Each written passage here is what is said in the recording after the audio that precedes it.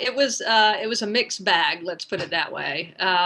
There are two big provisions here that the court focused on. One was the individual mandate, right, that forces everyone to buy health insurance. And that was a bit of a shocker, I have to say, because the Supreme Court upheld it using the taxing power. And the reason that was a shocker is because no lower court had seriously considered the taxing power. And so all of, the world of constitutional law was sort of very intently focused on the commerce power. And the Supreme Court did say that as an exercise of the commerce power, the individual mandate was unconstitutional. But as an exercise of the taxing power, it was constitutional. So that's why, in the end, the individual mandate was upheld. So that's the mandate. And then the other big decision here was what's the Medicaid expansion. And Medicaid is that healthcare program that provides access to care for the poor.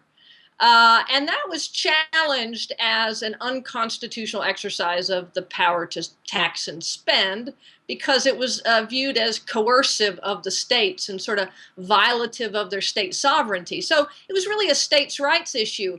And frankly, most con law people didn't expect the Supreme Court to buy that argument because it was based on sort of some dicta in a prior decision, but there wasn't a lot of case law on it. So the Supreme Court shocked us on that one too, and actually invalidated, struck down this Medicaid expansion portion of the law. And what they basically said is that you have to, in order to sort of respect states' rights, give the states an opt-out on that. If you care about the text of the Constitution, you had to kind of twist those words to regulate commerce as including the power to compel commerce. And most people who really care about the text, had some problems with that. But along comes this sort of sleeper issue, the tax issue. And if you look at the text of the taxing power in the Constitution, all it says is that Congress has the power to levy taxes for the general welfare. And there's no textual limitation on that power. So it's been left up to the Supreme Court to sort of figure out what is a tax and what isn't a tax, because the text doesn't help us. And, I think it's a relatively fair reading of the relatively amorphous case law on what is a tax to say that this is a tax. So I don't think I have to move to Australia because of the tax decision. But certainly from the perspective of someone who is worried about, the growth and size of the federal government, I have to say that, I'm not dancing in the streets today. So I am concerned, because if you think about what this means, it means they can't force us to buy broccoli, but they can tax us when we fail to buy it. So, I've got problems with that.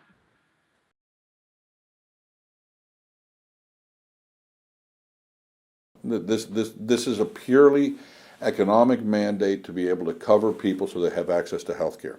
By having access to health care does not mean you improve the outcomes of the nation. Those are actually social and public policies. So you want to improve outcomes, you improve the non-medical causes of diseases, and those are all social and public policies. If we're really serious about being the healthiest nation, then we would address these things seriously. This is a great move that we need, but it's one small step for man and hopefully a giant leap for America.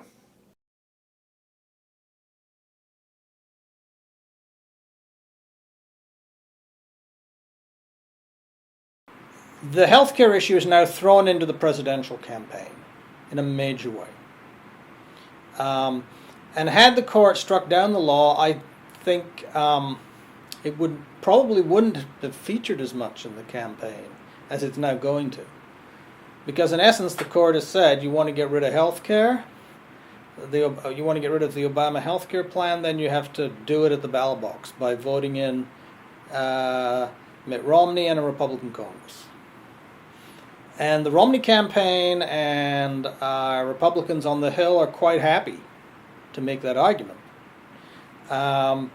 It will invigorate their base, which really dislikes the Obama health care proposal. It was a major factor in the Republican midterm gains of 2010. So they're going to try to recapture that energy in their base. The healthcare law is not popular with the public. I don't think there's been a poll where a plurality has been in favor of it in 2 years. And that might change a little bit in the short term, but I think the Republicans are confident, that most people don't like what they call Obamacare, and they'll be quite happy to campaign against it. And so, that could be dangerous for President Obama with an eye to November. In a sense, healthcare is now going to be a much bigger issue in the fall campaign.